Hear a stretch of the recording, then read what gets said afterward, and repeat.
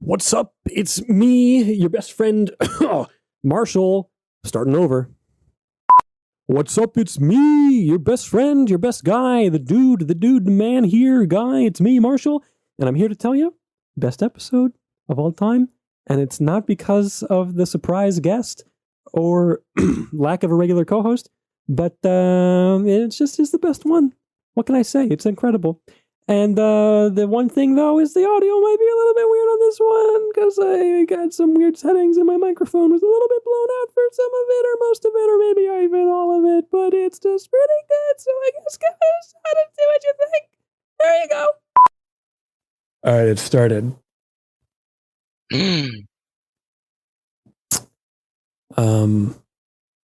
This is the part of the show where we do the funny things at the beginning. Okay. Me included? Yeah. Okay. Hi, this is Ben and this is Marshall. We do podcasts.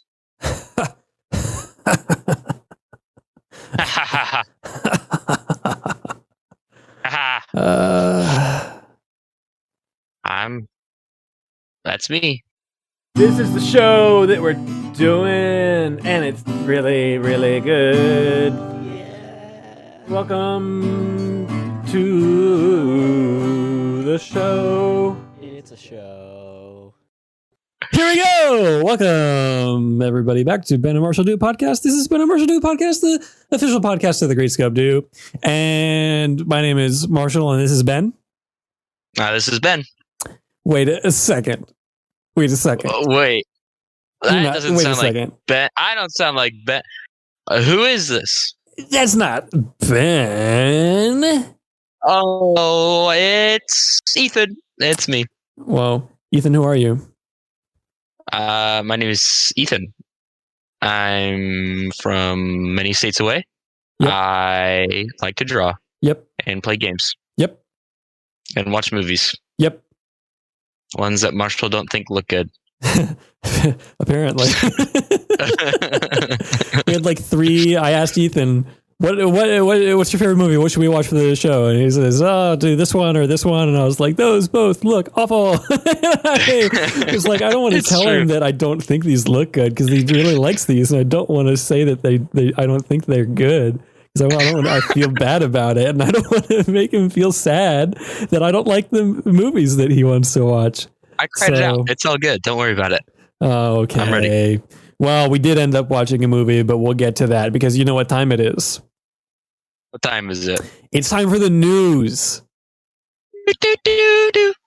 Is that the sound of the news? Maybe. I don't watch the news. Do it again. Oh no. I don't know if I hate it or I love it. No. I'm going to live with it. Here's the news. Number one piece, I have like basically two pieces of news, but the second piece of news is a lot of news all in one. It's a ton of news. It's so much news.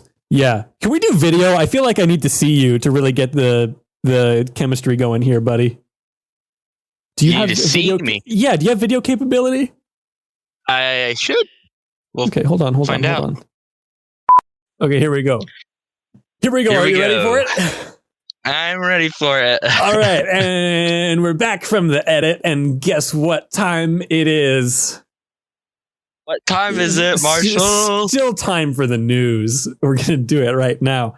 And I wrote it down somewhere. Ha! Drew, are you ready for news number one? I'm ready for news number one. News number one. Avatar, The Last Airbender, not the blue people one. You heard of this? I have heard. Have you seen? I watched a decent amount when I was very young, and I plan on rewatching it because I don't remember much. You should, because it's on Netflix and it's very good. Yep. I watched it recently, so I can attest. All my friends have watched it. Yep, I can attest that it totally holds up as an adult human being. But I'm a big fan, and it's such a huge thing that Netflix is doing their live action version of it.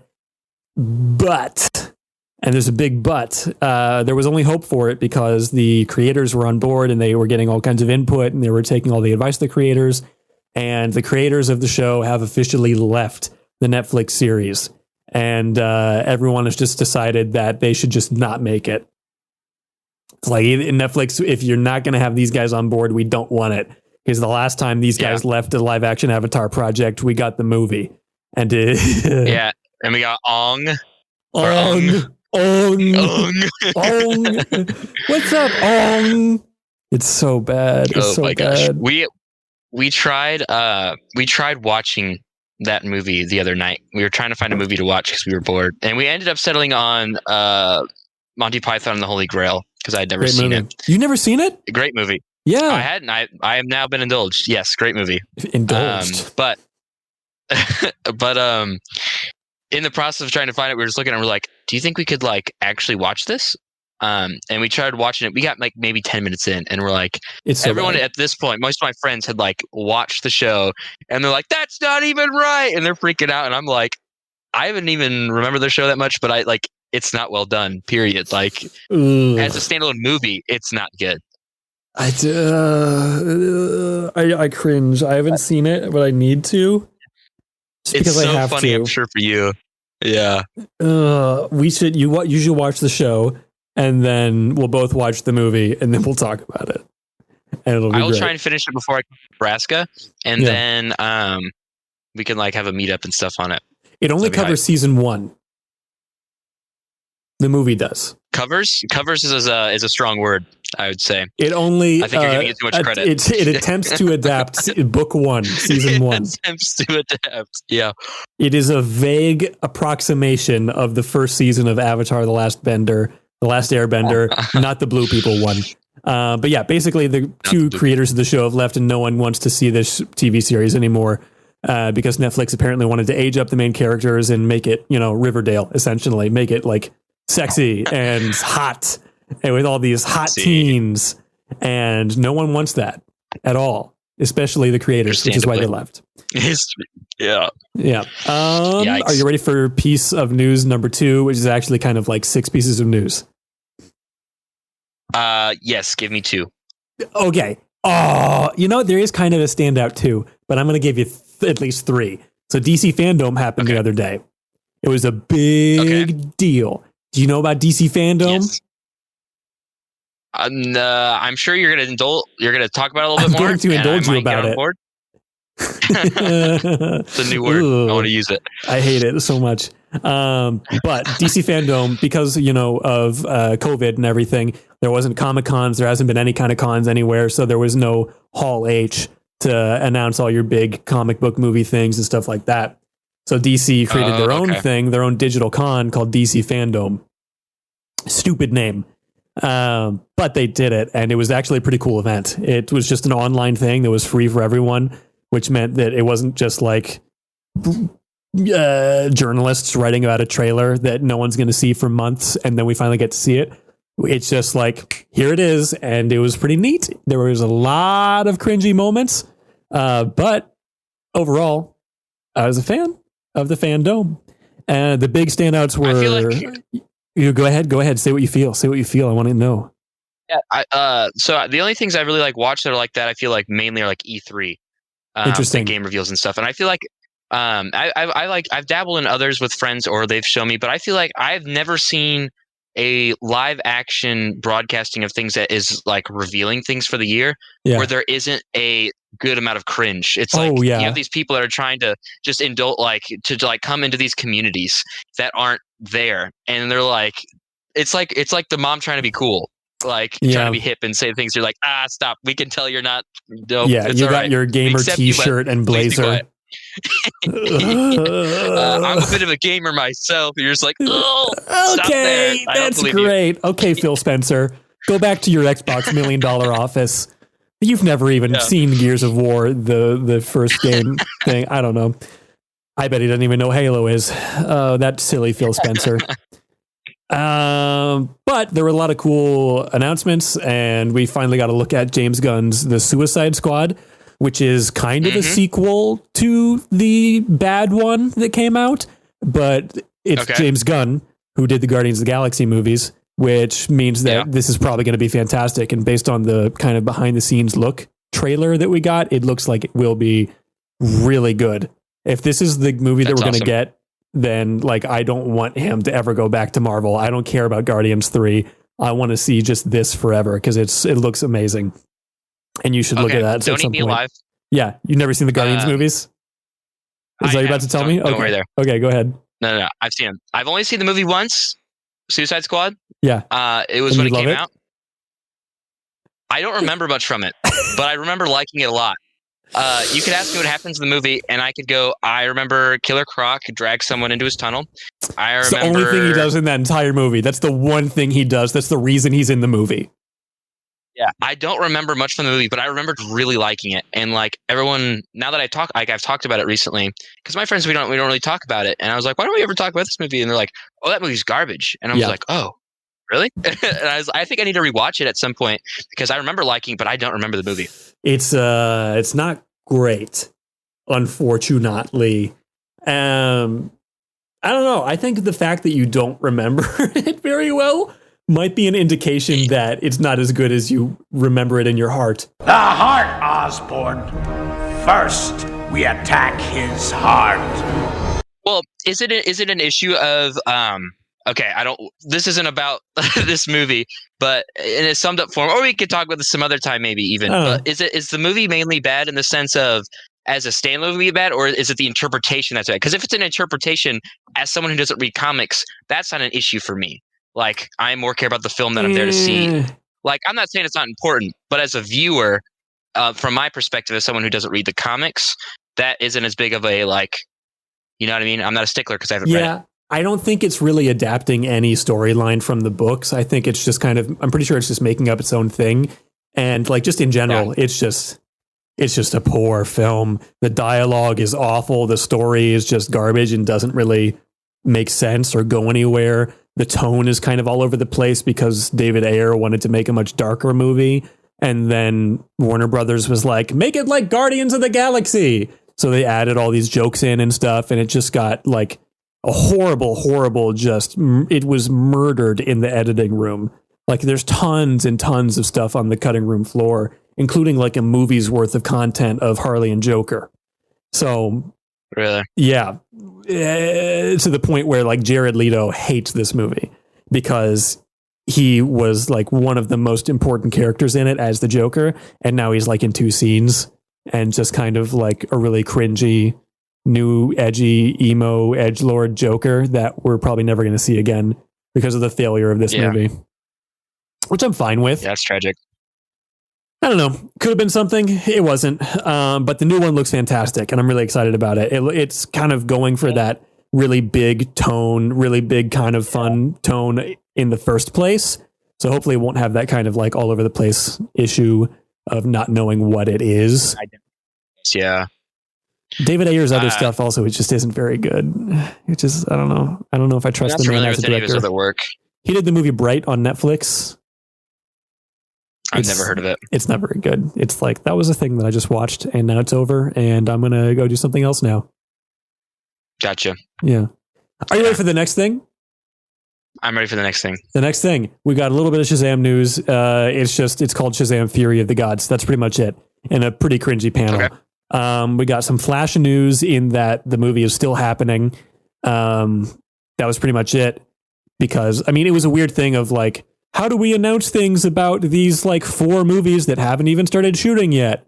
It's like, I guess you just make really cringy, weird panels with the main actors and it's just really obviously scripted and sad. But that was the Flash one. It was just like, I just don't like Ezra Miller and he was really, really, really laying it on thick on this thing. But Ben Affleck is going to be back as Batman in this one. And so is Michael Keaton as the 1989 version of Batman that he played. So for those reasons, I'm in.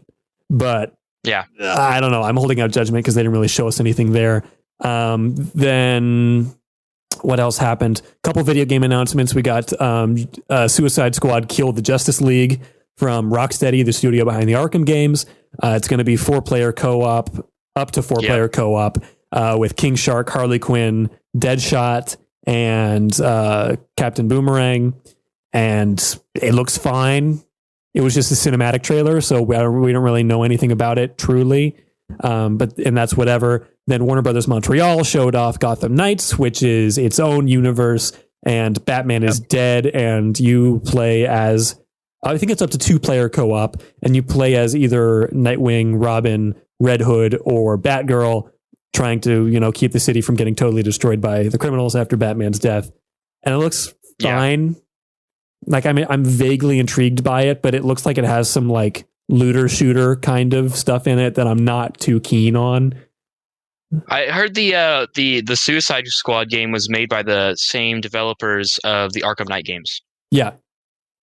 So that's like very exciting. I like, again, cinematic trailers all that we saw, but like just from their reputation alone, if they can adapt that, like adapt. If they can adapt that, then I think it'll be great. Oh, yeah. That's what I have to say about that. The big thing. The big boy. Is this number 3 or is this still part 2? Big boy. This is still the second piece of news. Oh my gosh. Do you know what the big boy is? Can you guess off the top of your head what the big boy of DC fandom was? Oh, we got the Snyder Cut. I forgot about that. They showed off a trailer for the Snyder Cut. It looks good. It looks fun. Whatever.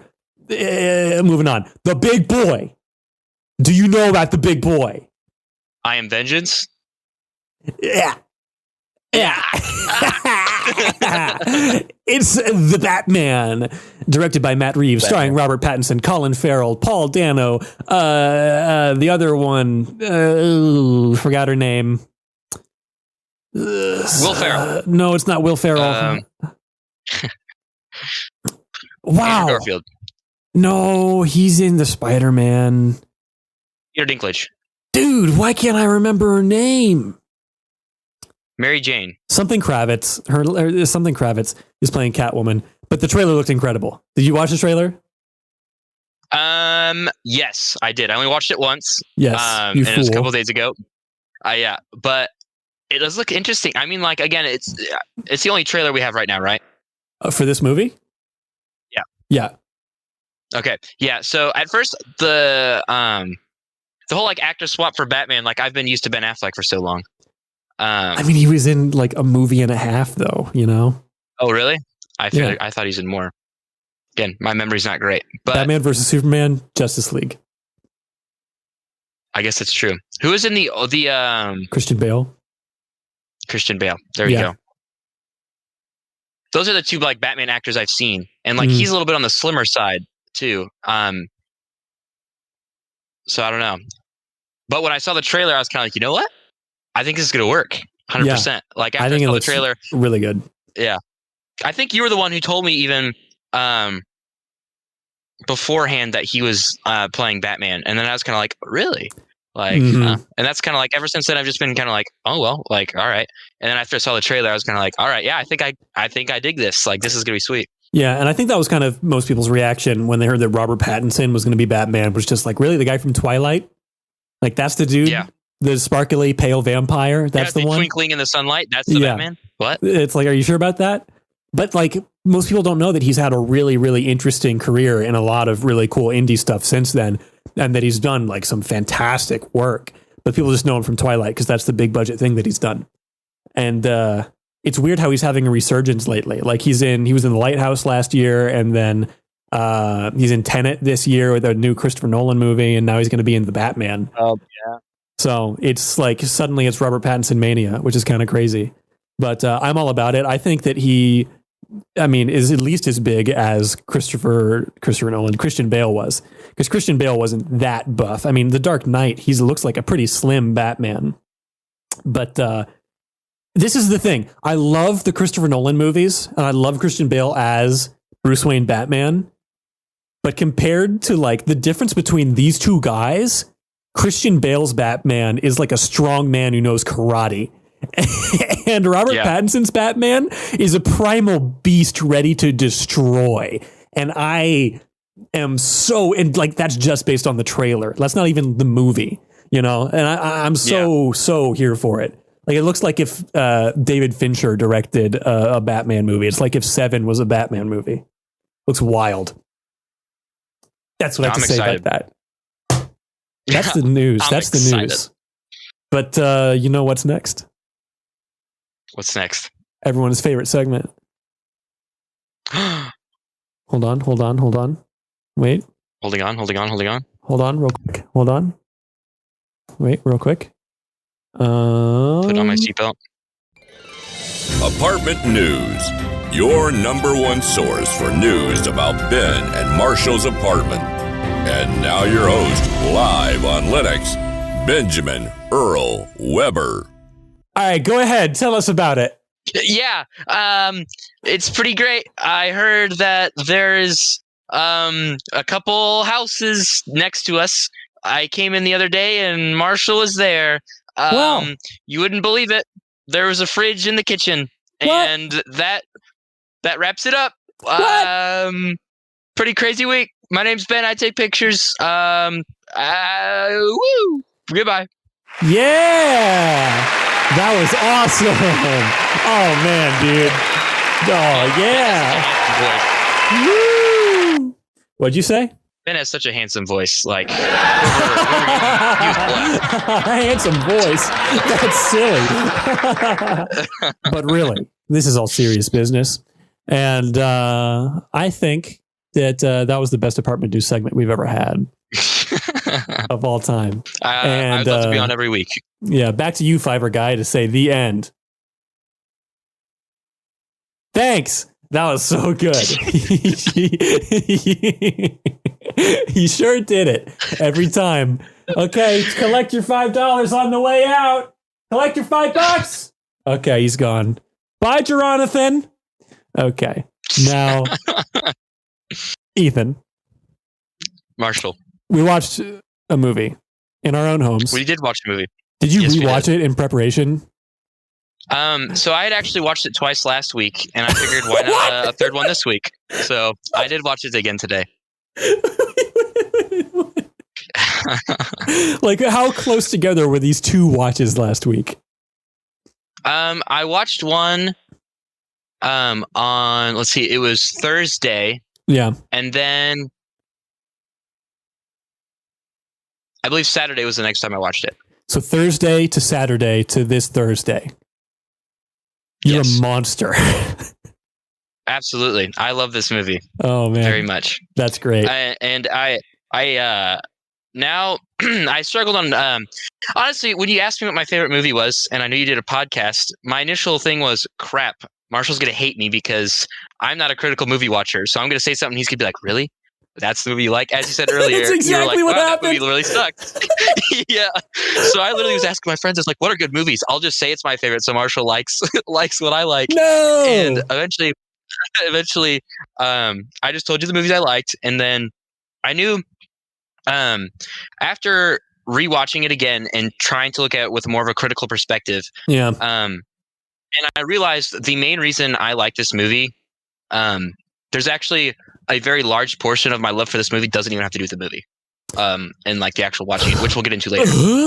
But it's a huge reason as to why I like it. But then we'll get into more of that later. I'll just go on a tangent now. But I'm super interested as someone who's not, I assume, well versed in the Dragon Ball universe or watched, to my knowledge, nothing before. And the last conversation I had with you about Dragon Ball was you saying that you did not like the art style because it looked like all the muscles were just like clinked together. Yeah, which I felt is a very unpopular opinion for Dragon Ball fans.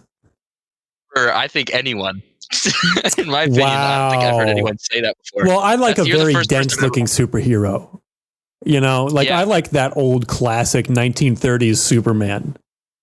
Yeah. That's what I'm about. But okay, we'll figure this out. We'll fight it out with my densely packed muscles and your packed together, cut, slim muscles. We'll see who wins the battle. Okay, and I'll give you a little hint. It'll be me. It'll be me. What a hint! Just so I'm gonna really have to dig deep on that one. Yeah, I can use a threatening voice. Hold on. Hold on. It'll be me. Did it work? Is that Kylo Ren? Did it work? Yes. It'll be me. I can't be stopped. Just kidding. It's me. It's a machine. I've been here the whole time. Oh, it's Marshall. I made a Batman voice too. Tell me what you think of this Batman voice. Ready. I'm vengeance.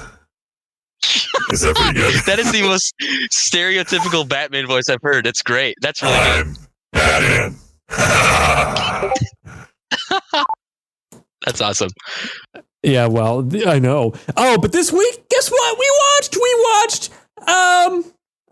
Dragon Ball Super Broly. Is that what it's called? Yes. Dragon Ball Super Broly. You nailed it. Dragon Ball Super Broly. Dragon Ball Super Booper Broly. Grab the ball, Super Broly. Yep. My favorite football movie. Grab the ball, Super the ball. Broly. Grab Super the ball, Broly. Super Broly. You can do it. Grab it. I see Come it on, right the in front ball. of you. Oh, he's blind. Oh, no, you got to win the not big clip. game. It's a big game. Will Super Broly win the big game? Find out next year, this summer. Next year, this summer on Super Broly Awakens. But we watched this movie. Yes. Like you said, I have never consumed any Dragon Ball anything. I've never seen any shows, any movies, and have never even seen a Dragon Ball. Is it one that has cards? Is this a card trading game or is it not? There is a card trading game, but that's nowhere near. As far as I'm aware, I'm not super versed in the when it comes to like the card game. Yeah, but I'm pretty confident the card game's recent. Like, so it's not like a Yu-Gi-Oh. It's never been a competitive thing. Yeah, interesting. Yeah, so they're pretty just kind of competitive. an extra thing to buy. Interesting, an extra thing to buy. In case you're wanting some more merchandise, I got an extra thing for you. It's me, Mr. Big Shot. And I sound a little bit like Jimmy Stewart. Jimmy Stewart. But we watched this movie, and I'm going to just really quick go through the plot, because that's what I do on this show. Are you ready? I'm ready. Okay, see, you can fact check this, CNN. Here we go. Frieza is the new leader of planet Vegeta, which is ruled by King Vegeta. And this takes place like however many years previous to like the actual regular TV I believe series. 41 years. 41? 41 years, I believe. Oh, wait, no. Yeah, It's 41 years. Do they age normally? Saiyans I thought do at not. one point, because I thought at one point it said that it was like hundreds. Well, yeah, at the very beginning, it's like 41 years ago, and then it goes 5 years later.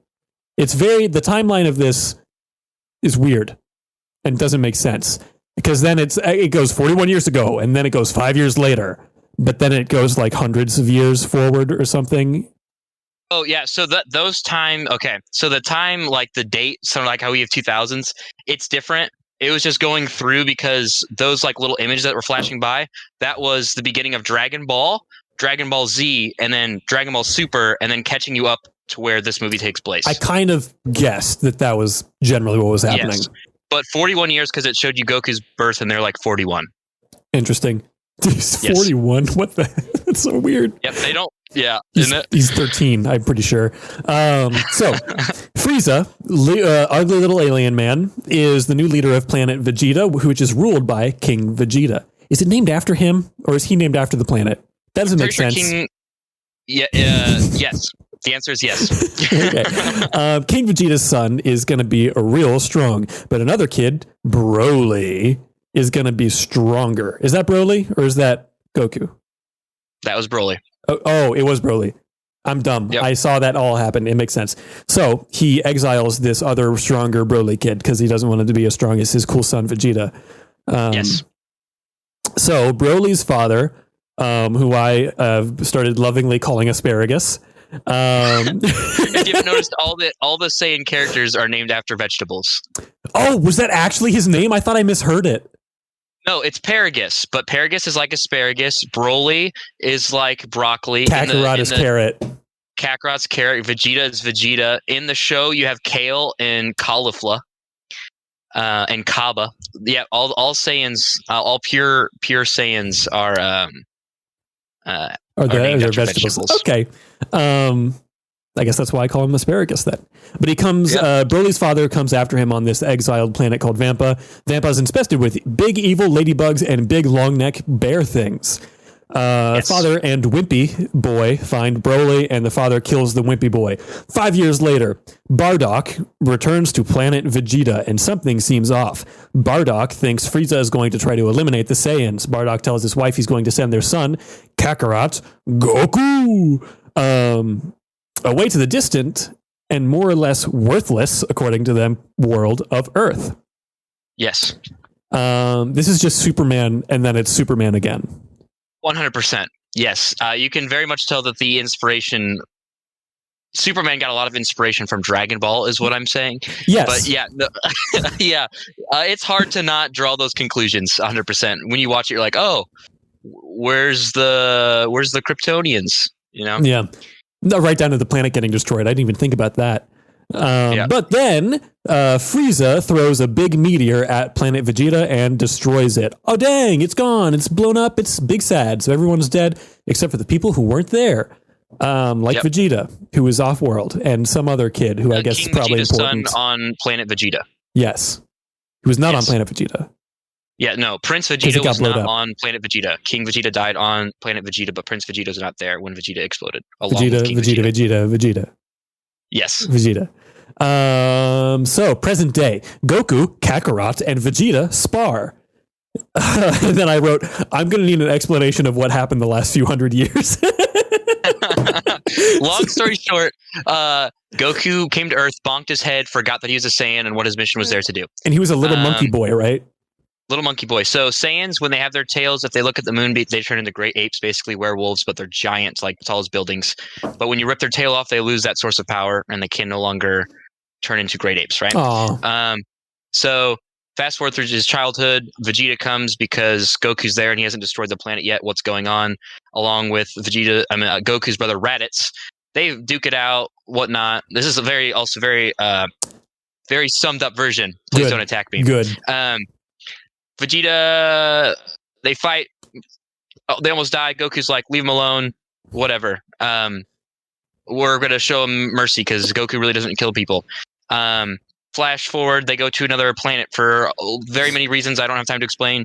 And Vegeta also happens to be there for reasons I don't have time to explain. Yep. And Frieza's there. And they're like, oh crap, what are we going to do?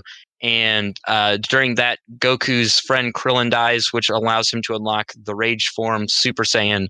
And he beats Frieza.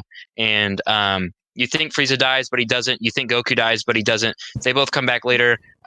Lots of robot crap. Lots of clones crap. Great saga. Great saga. Clone Saga. Way Better too much Clone to Saga explain. than Marvel's? That's not hard. Yes. Very. Okay. Most people would argue it's the best saga of all time? Entire franchise. Wow, better than the Skywalker Saga? I am Rey Skywalker. However, there's been no one for so long. Who are you? Ray who? What is your name?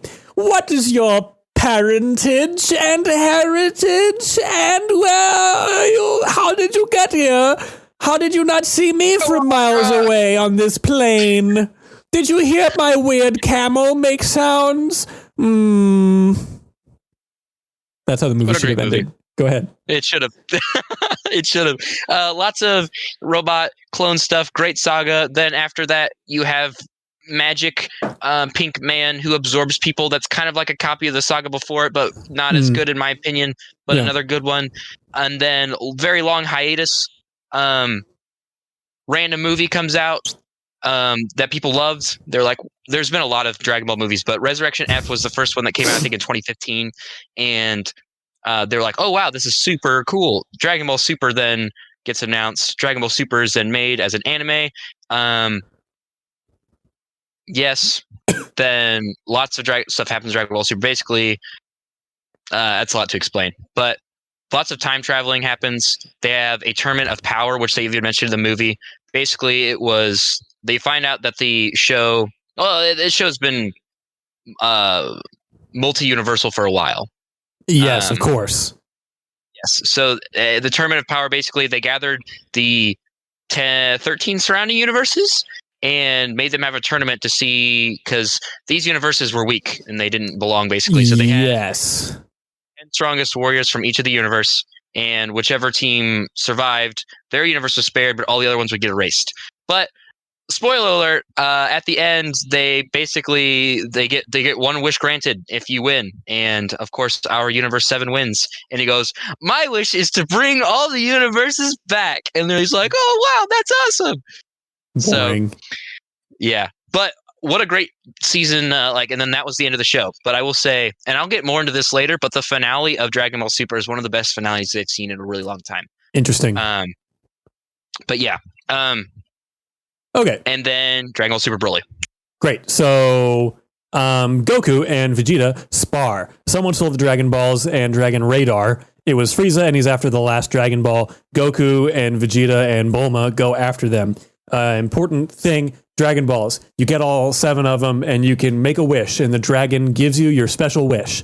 And apparently, you can only make weird, petty wishes, because no one in this movie is trying to do anything special. Yeah. What would you do? Why were you trying to get them? So I can be 5 years younger. What about you, evil overlord Frieza? I want to be 5 centimeters taller. What? Yep. The entire show, it's always been like immortality and stuff like that. I don't know. Dragon Ball. How do I even begin to start this? Do we need to? Do you need to? It was super quick. Okay. Dragon Ball, like the oldest, like when it first started, it was much more lighthearted, and then Dragon Ball Z was much more dark. Ooh, edgy. So then Dragon Ball Super, an issue that they had with Goku, the main character, is they would sometimes tap into that Dragon Ball where, oh, I'm silly and forgot something, I'm kind of dumb. Yeah. And then they would tap into the, I'm gonna freaking kill you from Dragon Ball Z. So it made his character kind of like meh, right? I felt like in Dragon Ball Super Broly, they were tapping more into that Dragon Ball, like, haha, I want to be 5 centimeters, whatever. It was much more Dragon Ball toned. The creator, so an issue that everyone was kind of worried about when Dragon Ball Super Broly was announced is there have been many Broly movies before. Yeah. And they were terrible. The Broly was everything that someone would assume about Dragon Ball. He encapsulated this big, giant, brolic man that just screamed, didn't have any plot or any story to him, and was just mad and strong for literally no reason. That was Broly, and everybody hated him. Well, a lot of people liked him, but a lot of people also didn't like him. But Akira Toriyama, the original creator of Dragon Ball, Dragon Ball Z, the original writer, he's like, don't worry, because the original Broly movies were not written by him. So he's like, don't hold your horse, because this movie's canon. He's like, relax, I'm rewriting everything. This character is going to be canon, and he's going to be mine. And then the movie happened. Interesting. Oh yeah, so they go after the Dragon Balls. Yes. Because Frieza's trying to get the Dragon Balls. They can't let Frieza get the Dragon Balls because he might wish for immortality. Joke's on them. He wants to be 5 centimeters taller. Broly and Asparagus are rescued by 2 little aliens, and they go to meet Frieza. They've been on this planet for years and years, and Asparagus is really old, and Broly is a big, strong boy now.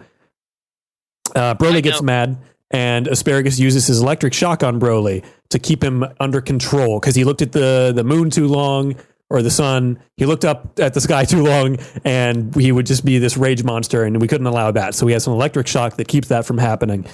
So the little green alien girl doesn't like the way that Asparagus treats Broly and takes the shotgun without him knowing, the shock remote, and destroys it. Yes. So Broly, basically, so at this point now, they all go down to Earth and they have their big confrontation, and Asparagus wants to take out Vegeta because he couldn't get his revenge on King Vegeta for exiling his son Broly. So he's like, Vegeta, my son's gonna kick your butt now, dude. And then Vegeta and Broly have their big boy fight. And you go through all the levels of Saiyan that Vegeta's got, and he's still like, shoot, dang, I ain't got enough power. I thought I did, but I suddenly don't at the very end here, because this dude's got extra special power that I gave him by making him real angry. Because, oh no, he doesn't have his shock collar, so we can't stop him. Yep. So then Goku's like, hey, man, it's my turn, and I'm going to fight him now. And they fight for like a really long time. And it's really cool. The animation is like fantastic. And it's really, these fight scenes are like a spectacle to watch. My notes are literally just Broly Vegeta fight, Broly Goku fight. Like there's just like, what am I going to do? And they have their big fight, and also goes through all the different levels of Saiyan and everything.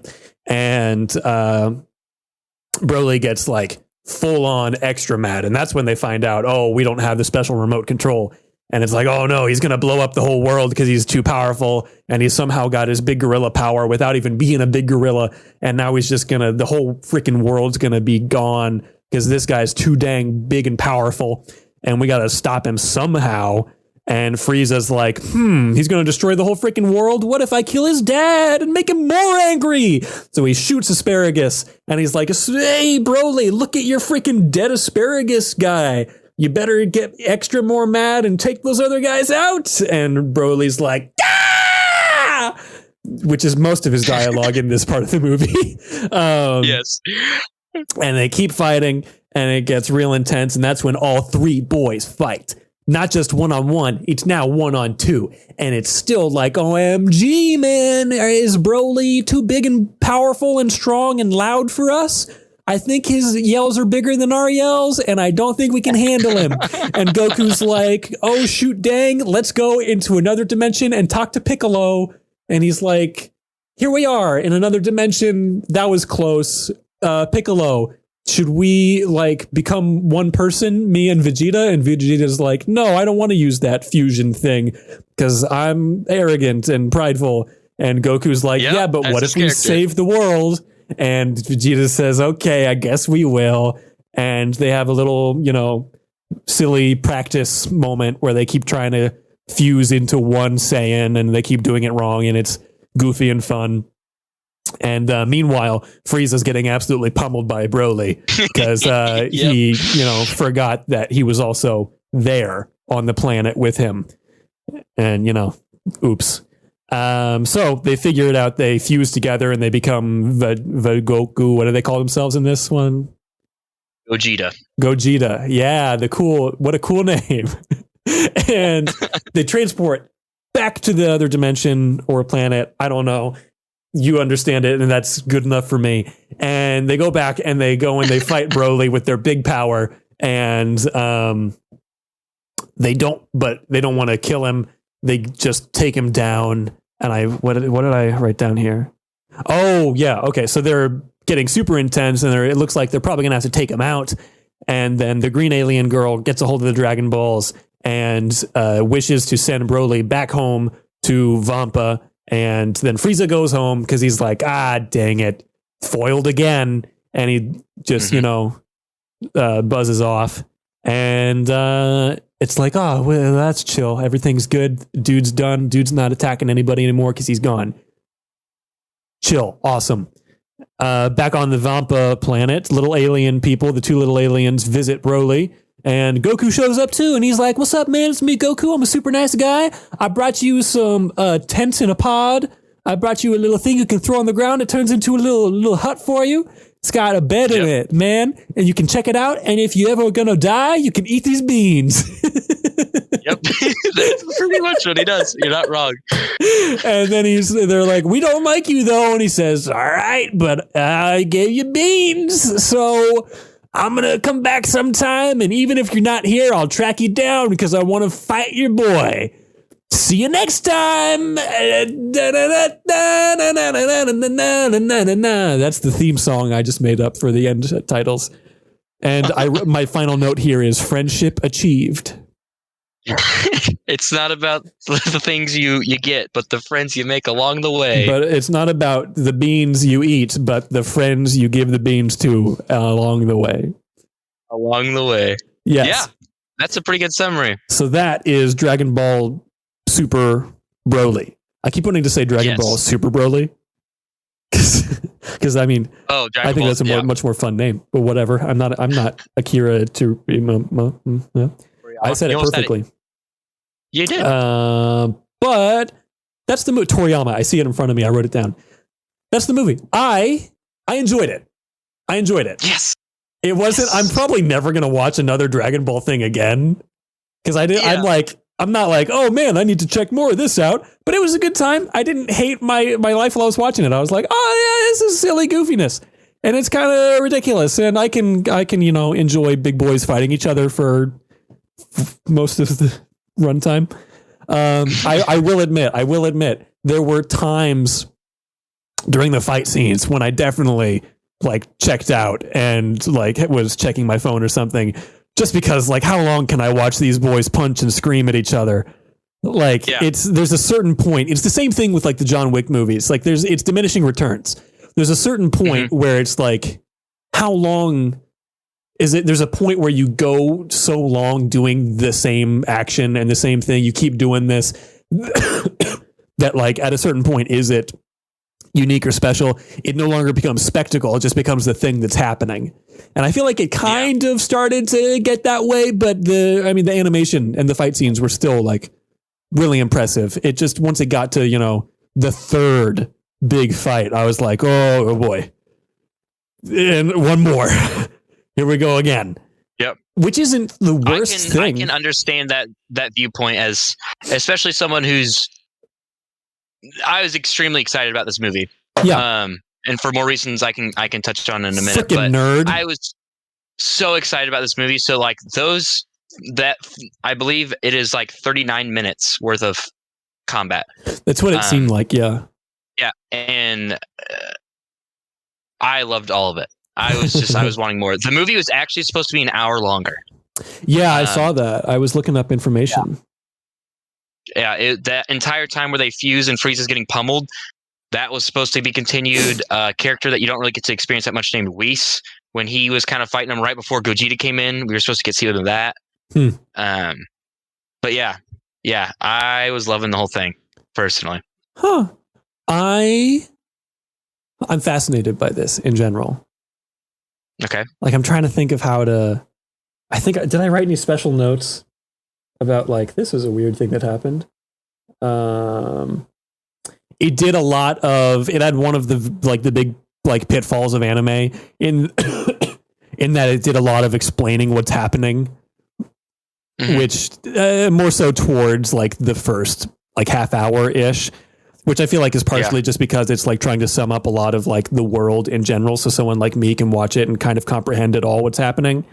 But like, you know, oh, I know exactly what happened to my boy. His armor is so big because he looked at the moon for so long, he became a great ape.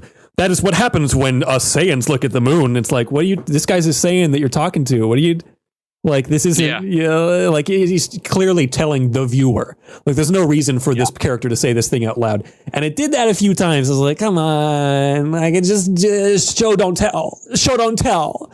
I want to see it. I don't want to hear it. I am a moviegoer. And that's how I felt. I can understand that 100%. I didn't notice that, but now that you say that, I can definitely, like you said, like they're telling you. He's like, there's no reason for this Beats, the other saying he's with. There's no reason he's telling him, oh wow, Beats. He must have turned into a great ape. He's like, oh crap, that's probably what happened. Like, yeah, 100%. It's like, we can do that. I'm gonna go look at the freaking moon real quick, dude. Well, actually, now that you say that, if I do remember correctly, Beats, when they got on the planet, even looks at the moon, and Paragus is like, hey, don't do that. And he's like, oh, that's right. I've actually never gone grade 8 before. Yeah, that's the thing that happens. So, see, and if it was just that, and then like that's a really good like little beat. And that makes sense. A little beat for Beats. Yeah. I don't know. Yeah. But yeah, I'm trying to think. The animation was really good. It looked really cool. It was really smooth, which I'm sure is because of the movie budget. I'm sure the TV show isn't necessarily quite as beautifully we'll get into that. Put together as that. And I know that it's also been different across the different iterations as well. But yeah, and that like some people hate this version and some people don't. We've briefly talked about this. That like some people were like really upset about the visual style being different, and some people were like, this looks so much better. What are you talking about? Or I don't know. I would say maybe initially people were worried. Yeah. But now that the movie's come out, I would say like 95% of the community wants everything Dragon Ball to come out look like in this movie. Yeah. It's the best Dragon Ball has ever looked. Like even if it's not your favorite style, it's easily like the best it's looked. 100%. It's a gorgeous movie. I have probably a good like 10-minute tangent I can go on as to why this movie is my favorite. That has nothing to do with the movie. Go ahead. Do it. It's Here we time. Go. Got my notes. We're going. Page 1. So the anime, right?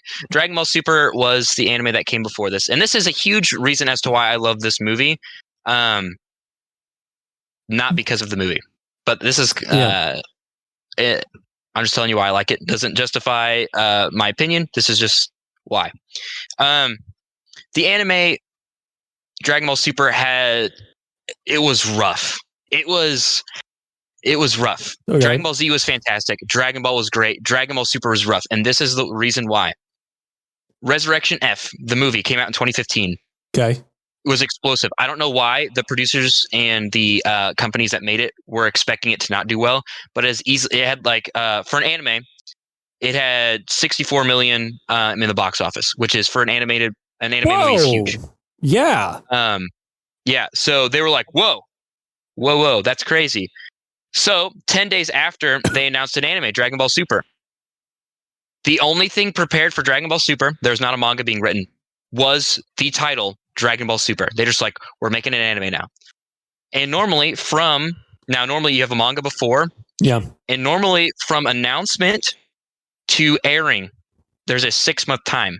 Most like Attack on Titan, My Hero Academia, follow like a 6-month time period with nothing, no manga, literally just the title. From the saying, we're making an anime, they started airing in 2 months. Jeez. Now, overall, to make an anime, like generally within the context of Dragon Ball, it takes 2 to 3 weeks to storyboard alone, and 7 to 8 weeks for an animation, like animating. Even more if it's action heavy. Yeah. But the pre-production got crapped on because they decided to make it so fast and pump it out because of money. That episodes were being made in 2 to 3 weeks before airing, and they only had 3 to 4 weeks before airing. 3 to 4 hours. In that, pretty much. But they only had 2 to 3 episodes ready before they started airing this new anime that they had announced. Which is rough. And like they threw so much money at it because people were like, just give it more money, just give it more money. So they did. But that would be like me paying you $6,000 to draw me a picture, but you get a minute to do it. You're not going to get to show me how good you are, right? I'll take that money. Yeah, right. Absolutely. But that's like, you're not going to get a result that's going to reflect the money that you're being paid or your talent even. So they spent a ton of money on human resources in the sense of like normally you have a whole bunch of like animators versus one like key head animator. Yeah. And they all kind of follow him and he like fixes it. They had like multiple key animators, a crap ton of other people. So a lot of people were just like, just put it on hiatus, like give them time to catch up. But like a lot of the businesses within like the production community had such a huge say because of their funding in the program. And although the anime was not doing that well in terms of like animation and sometimes even story, they were making so much money because of this huge resurgence that from a business perspective, it made no sense to give a hiatus because they were still making so much money. So they never gave a hiatus. And because of that, there was even like interviews, and this was like one of the saddest things too. They interviewed this guy. I don't even remember what his name. I don't know how to say his name, but I don't even like remember his name. And that he was a key animator. He wasn't even working on the anime. He's someone who's been in the like Dragon Ball Z and worked on previous movies and stuff. But in this, like in Dragon Ball Super, wasn't even working on it. And he said that they were underqualified animators, and that's why it wasn't looking very well. When almost all of the staff members had 20 years of experience and at least 10 within the Dragon Ball like creation, and he said that they were underqualified. So that was a huge like punch in their own stomach. Like, we're going to blame the staff, even though it's definitely not their fault. Yeah. In that sense. Sounds like a really cool guy. Yeah, really? Super cool. So then towards the end, the second half of the animation started getting awesome, getting really, really good. And what they did is they basically spent even more money on more supervisors, and they outsourced sometimes to 6 other animation studios for one episode to other animating studios around Asia. So that way the main Dragon Ball animation staff could work on later episodes. So the ending arc was gorgeous. Like, not the whole arc, but like the anime, you could tell the episodes that they got to work on. Yeah. Just looked way better. It was like a whole other show. Looked beautiful. They like in the other animating studios, they used a lot of bank animation, just like stuff that had already been seen, but like throw them in real quick. They used a lot of that and whatnot. But basically, it was like the ending of the show was so good, but like you could even tell there were some rushing points, and just the tenacity of the animators not leaving and sticking with it. Right, it was something I really grew to appreciate, that these animators were like busting their asses off to get this stuff done, even though these producers are being totally not fair to them and stuff like that. So this movie for me was like, at the end of the show and knowing all of this, for me it was like, man, imagine a series where they didn't get pressed on time and the whole show could have looked even better than this last arc. Like, man, that'd be so awesome. And then they announced a movie and I was like, this is their shot. This is their chance. And as I think you can agree, that animation reflected the fact that they got the time they needed, and it was gorgeous. Not as good as the Avatar with the blue people. So maybe not. But have you seen that movie with the blue people? With the blue Avatar the blue people? Didn't come out like, they're like 9 people, 9 feet tall or something. Dude, 9 feet tall blue people. 9 feet tall blue people. Tall, skinny. It looks just totally like real life. You could look at it. I haven't seen that movie in a really long time. I've never seen it because I've heard that it just sucks. Oh, have you actually? No, I don't care about it really. Man, I wouldn't. Again, when it came out, I was definitely younger, and I was even less of a critical watcher then. It was just, if it's a movie, I like it. Yeah, remember how they do it by putting their like tails together? I do remember that. That's weird. Kind of weird. 100%. The world's very cool. I'll have to rewatch it at some point. It's a very long movie. Pandora. They're making like 5 more, apparently. Really? Yeah, I don't know who wants these sequels. No one really seems to care anymore. They were all supposed to come out like 12 years ago at this point, it feels like, but I don't know. Keep going. Tell me about it. Yeah, I'm near the end here, I promise. Okay. But like, I don't know, just that movie was that culmination of all the things that we were hoping and expecting for the entire time the series went on. And the end of the second half of the series began to glow up a lot more and became a lot better. But the entire time you just had that in the back of your mind, like, imagine if they had the time. And this movie reflected that. Like, for Dragon Ball, the story was good. Animation, it's the best it's ever looked. And a lot of these were the main like key animators from the anime of Dragon Ball Super. So these were the people that really got their shot. And totally the dude that said underqualified animators ate his words when he got like, this movie was amazing. So that's a huge reason I love the movie. Is it was like, imagine, and they totally delivered. And there's supposed to be, the series is supposed to be rebooted, but it's been a while. It's been more than a year. Yeah, so it was 2018 this came out, isn't it? Yeah. The December of 2018. So it's been more than a year. So everyone's getting excited, like they're taking their time. Or they're not even doing it yet. Or they're not even doing it. Yeah. I wouldn't be surprised, but that's a huge reason I love the movie a lot. And then Broly to be made a character that like you can actually have feelings towards and actually has a backstory. Yeah. Although not very deep, because you don't have to fit it all in one movie, an hour and 40 minutes. I appreciated that a lot. I mean, he got more of a backstory than a lot of anime villains, quote unquote, get. So that it worked out pretty well. So, apparently the creator didn't even want to really include him in this initially. Like, he was really hesitant to it just because of those previous versions being so terrible and everything. But then it ended up being pretty good. I had a fact about that, but I didn't write it down. Fun fact too, Akira Toriyama actually hates Vegeta. He's wanted to kill. He's too handsome. His widow's peak is too much. I'm jealous. He did not like, even though he made Vegeta, he did not like him and wanted to kill him off in Dragon Ball Z, admittedly multiple times. Wow. But his fan base is so massive that he's kept him in. Got to kill your darlings, man. Yeah, I guess that's killing your hated darling. You can't hated darling. But he's definitely one to aim. And this movie is a huge fan service movie. Like the fusions, Gogeta. That's huge. Like everyone loves the fusions. They're super powerful and they can do whatever they want because they're super strong. Yeah. Lots of people love Broly. Lots of people hate Broly, but he's always been a poster child for the movie series and stuff like that. So it's like it was a lot of fan service in that sense. But then to bring those together and make them better than a sum of their parts was like, whoa, this is awesome. My favorite part was the big green long neck bear. Yeah. And how he has his ear as his little. I love how he skirt. wore his ear. This was my best friend, and now I wear his ear. Is he dead? No, I just wear his ear. But I wear this to remember him. Is he dead? No. The blaster somehow clean cut off, even though it's one shot. Like, okay, he was at the perfect angle. Collateral.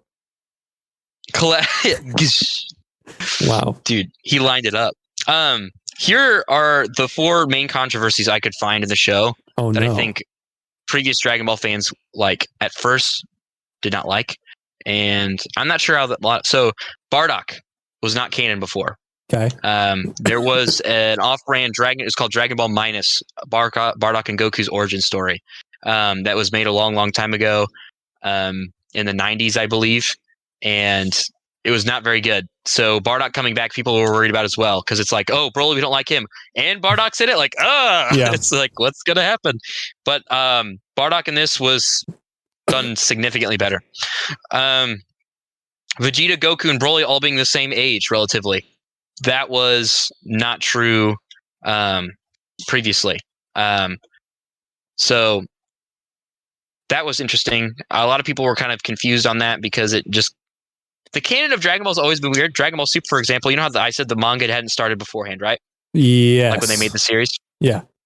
The anime has its canon, and the manga also has its own canon. Oh. So it's kind of like the canon's been weird, and now this is also adding that stuff in. Paragus, this is like a little tiny thing. Paragus having gray hair. Asparagus having gray hair. Thank you. Throughout the entire series. Yeah, you're welcome. I'll keep Asparagus. Bulma even mentions how she wants to be 5 years younger. Throughout the series, it's been a running gag as she hates that Vegeta's her husband, and his hair never grays or grows. It's the same. Yeah. So Paragus having gray hair totally annihilates that, unless he dyed it. But interesting. Their hair doesn't get like that. Like that. Huh. So that was kind of weird. I want to hear your opinion. What did you think on the music in the movie? I'm trying to think, because there were times that I don't remember super distinctly specific parts necessarily, but I remember during the battle sequences, it was really cool, epic scores, and I thought it was pretty good. I thought that it was pretty well orchestrated. It felt like, from my vague impression that I remember at this time. Now tell me why I'm wrong. I'd say the community split 50-50 on it. Some people love it, some people hate it. There's no really in between, I feel like. The people that hate it, if you remember that during the battles, it'll be go Broly, go, Broly, go. Yeah. People hate that. They added that after the fact, apparently. Yes. Yeah, so a lot of people hate that. I don't, personally. Yeah. When I first heard it, I was like, oh, this is interesting, at least. Yeah. And it kind of grew on me. And then I ended up really liking it. I found out the reason they added it was the person in charge of that, the music and whatnot. Apparently in Latin America, and I had seen things about this before, but I just never really I didn't put the two together. Yeah. In Latin America, Dragon Ball's huge it's there, insane. to the point where the season finale of Dragon Ball Super, when Goku fights a character named Jiren, they literally rented out community centers and things, and they advertised the fight like a UFC fight, Goku versus Jiren this Saturday. Come be there and watch it. Yeah. And huge. And out there, during the episode that they're watching on this huge screen, you have people who are go Goku, and Goku, during the episode. Yeah. And he took huge inspiration by that and threw it into the movie. And once I figured, once I put that two together and that's supposed to represent that, I liked it a lot more. Yeah, I think that's really cool. And see, that I knew about, that it was so big in Latin America and all of that kind of stuff, because I've done a couple mission trips to some poorer areas of Mexico, and I draw superheroes and stuff. And when I'm at camp, I'll be like, who's your favorite superhero? What should I draw? It's Batman, Superman, whoever. And I go down there and I'm like, who do you want me to draw in Spanish? Who do you want me to draw? They're like, Goku. Like they all want me to draw Goku, Vegeta. Like, and that's the first time I ever drew Goku was in Mezcales for these kids. And that and Godzilla. Like absolutely. It's huge. It's weird that these like these Toei films and series are huge down there, as well as the is it Toho that does all these kaiju movies? I can't remember. Tim's gonna kill me, but that's not a question for me. You big dumb. I'm an idiot. But yeah, that's crazy. It's nutty. We can call that IMDb trivia. That was pretty good. That was our IMDb trivia segment, and I do have a couple things here. First of all, Dragon Ball Super Broly, yes or no? What do you mean? Yes or no? Dragon Ball Super Broly. Okay. Have you even listened to the show? I haven't gotten this far. I don't think on any of them. Oh my gosh. I also say yes. Yes. It's a very rigid rating system. We rate everything we watch on yes or no. That is the scale. Okay. Yeah. So it becomes really difficult. So like the last episode, Ikaru, was that the last? I think that was the last episode. Was for me a wholehearted yes, and Ben enjoyed it, but there's just certain things about it that like it's this much, and he had to give it a no. It's still good, but it's yes or no. You got to choose. But I also say yes. Say yes. Here's my few facts. In this film, Broly wears 2 significant marks on his body, a scar on the upper left of his abs, and a giant cross-shaped scar on his left pec. These reference his defeat in his previous appearances. Goku struck him in Dragon Ball Z Broly, the legendary Super Saiyan, 1993, and his heart exploded out of his chest. In Dragon Ball Z Broly, Second Coming, and his heart exploded out of his chest in Dragon Ball Z Broly, Second Coming. So that's what those little marks were on him. Wow, crazy. The first Dragon Ball film to not focus on Goku or someone related to him. It's all about Broly. Yeah. So in Japan, Goku's a way bigger figure there than he is here. Obviously, he's bigger there, but like taller. In the sense of the fan base too. Taller. They were very upset in the outcome of Broly versus Goku. The fact that Goku did not win. They were like, that's not right. That's not okay. Like there's a huge upset. Like, yeah, but like he definitely didn't beat him. Yeah. When it was just him like one-on-one before they fused, and they were like very upset that like, wow, Goku's not the victor. But fascinating. I don't know. I thought it was good. Yeah, I thought it was pretty good. I'm going to say this next one last. Hold on. I got one more after this one. Okay. Dragon Ball Super Broly is the first anime film ever to be formatted and released on IMAX worldwide. Wow. Big screen. Really? I didn't know that. I didn't either. But why would I have? IMDb trivia. Also true. Yeah. Yeah. These are all totally true. You know it because it's on the internet. And this is the last one. Are you ready for this one? This is very good. The first time we see Frieza completely naked in Dragon Ball Z, he was partially naked when he evolved into his first transformation, and originally Toriyama drew him naked for his resurrection in Dragon Ball Z Resurrection F, but in the end, he dropped the idea. So I guess there's just a lot of... I couldn't have told you that he was naked. It's kind of like, body armor. Yeah. I mean, you don't go around saying, Mickey Mouse isn't wearing a dang shirt. It's like, is he supposed to? Like Perry the Platypus, he's naked. He's an animal. I don't know. But apparently, Frieza's going around in the nude, a real power move. This is why everyone's truly intimidated. Oh, boy.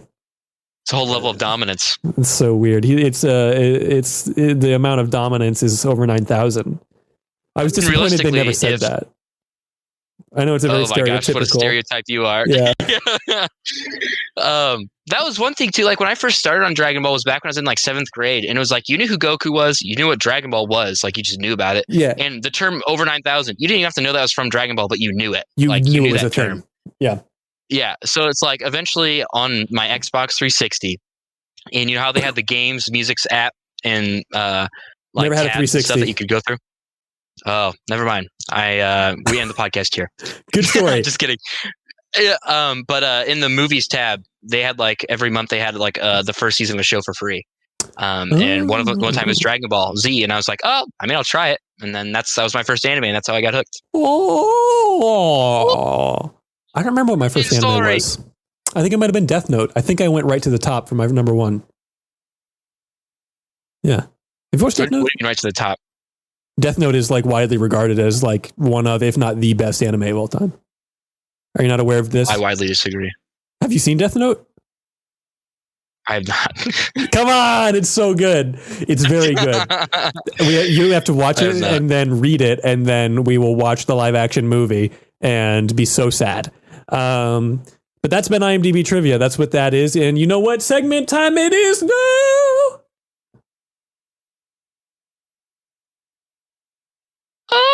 That was really great radio. That just empty space for a solid 15 seconds. It's time for, hey man, what you watching? What you looking at, listening to, reading? What's your thing right now? Tell me about it. You don't add to the music. I am the music. Oh my gosh. Is that the Terminator theme? Maybe. That one? You know what I'm talking about? It goes. I know that one? It's giving me mild, like, me sports resort. That's like, yeah, it's one note off. The end.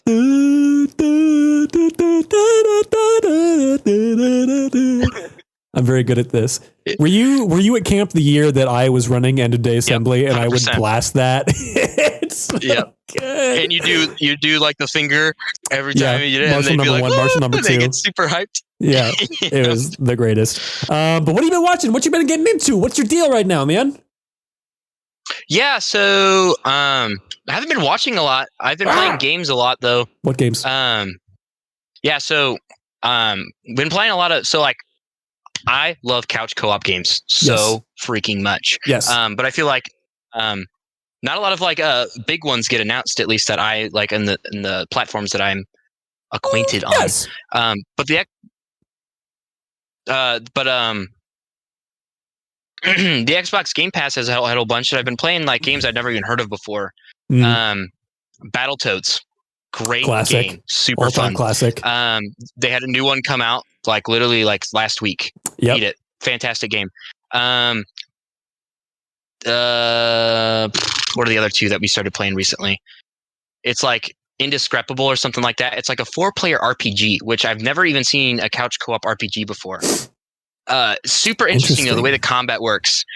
I've never seen anything like it before, but it is super fun. The voice acting is kind of cringy in my opinion, but like overall, like the action, the animation of the game, very, very fun. But yeah, we've been playing that.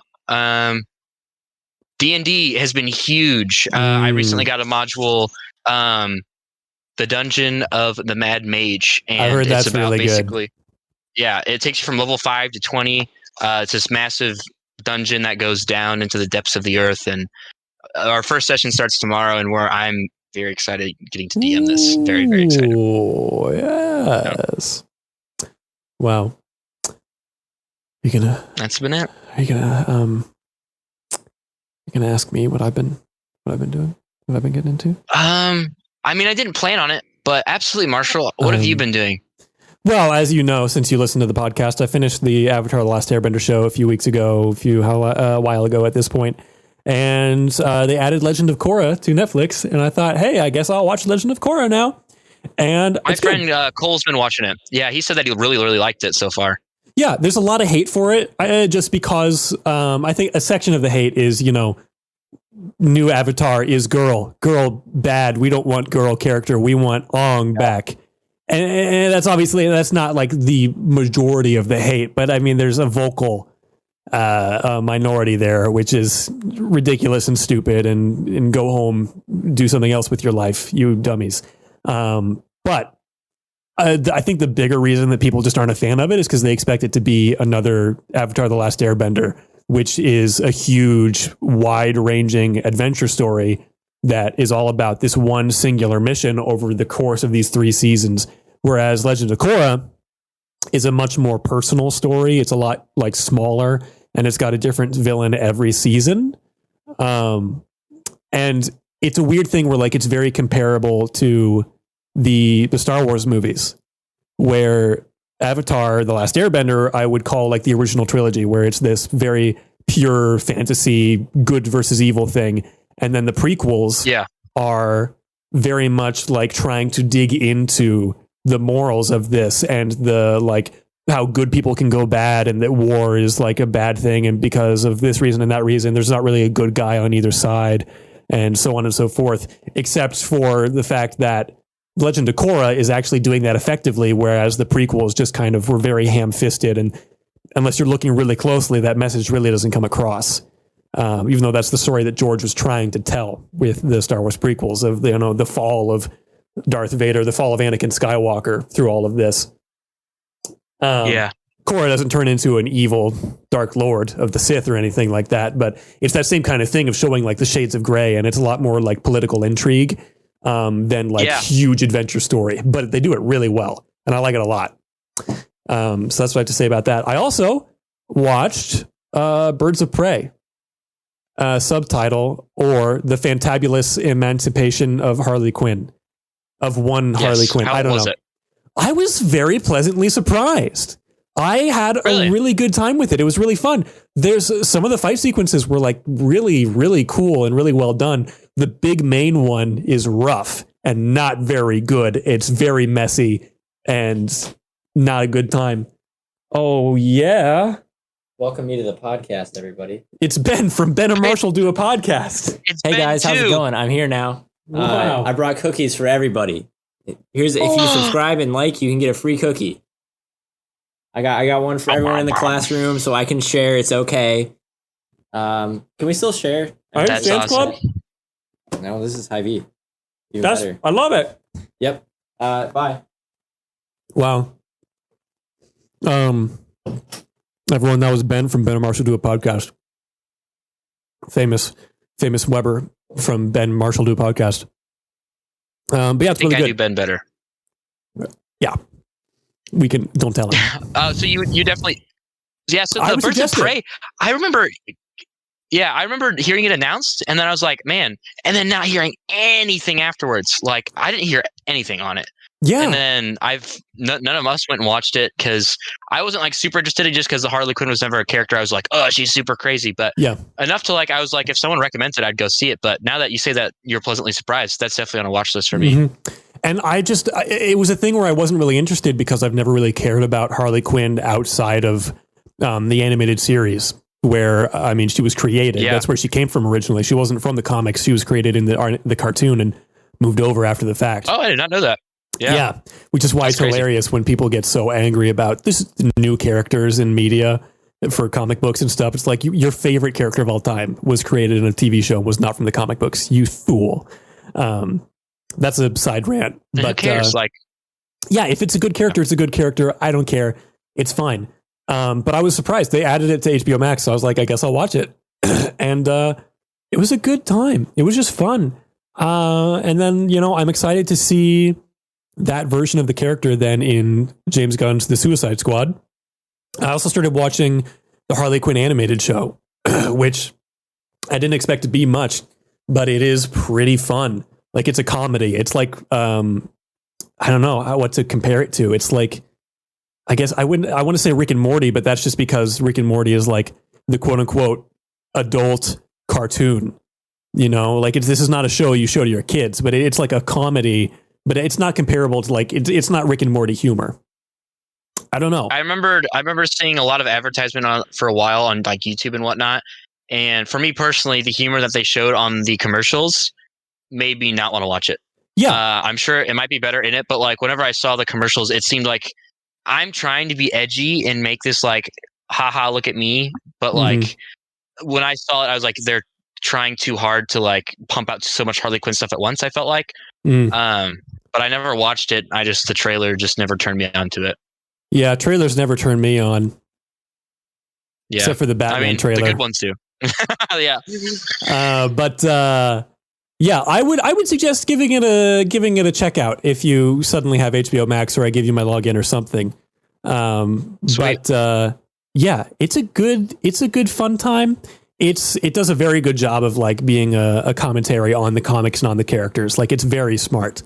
Like Clayface is in the comics a failed actor who has an accident and becomes the Clayface, and that's why he can change his face and do all these different things and do all these different roles. But in this, he's a very stereotypical, like just theater guy, basically. Like he's this really intense thespian. He loves to do all these like portrayals, and he's thinking about the story behind the characters and everything. And they're like, no, just go distract the guy. You're a mailman. Go distract him. It's like, yes, and I deliver the mail because of this tragedy when I was a child and my parents hated me. And it's like very well done. And Bane looks like comic book Bane, but he talks like the Tom Hardy Bane, and he's just a very pitiful version of the character. It's very fun. It's very well done.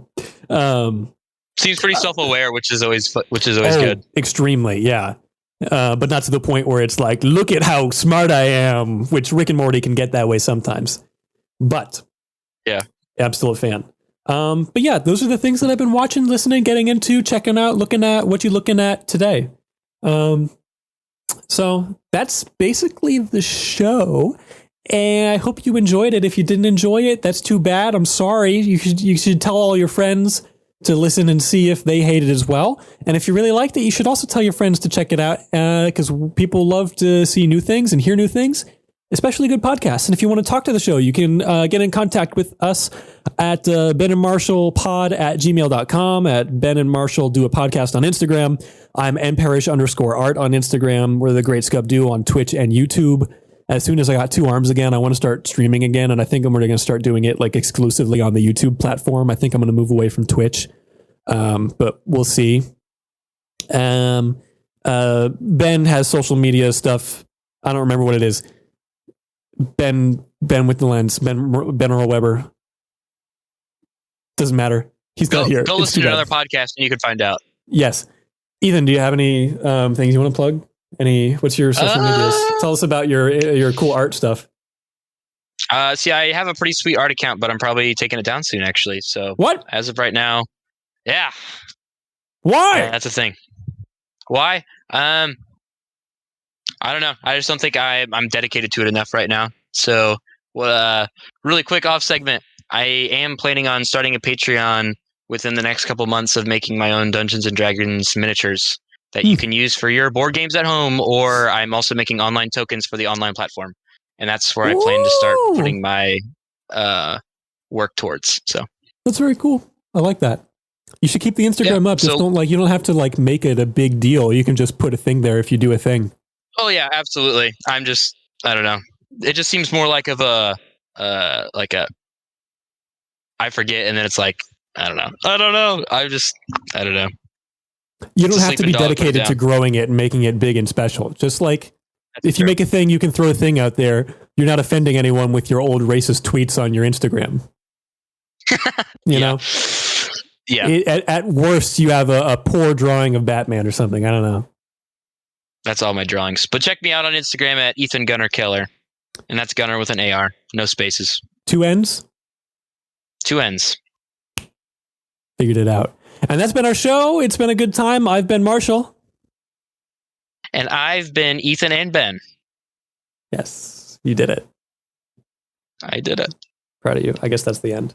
It's over. The show is over. It is done. I have had a little bit of fun. Yeah. My name is... No, it's over. Okay.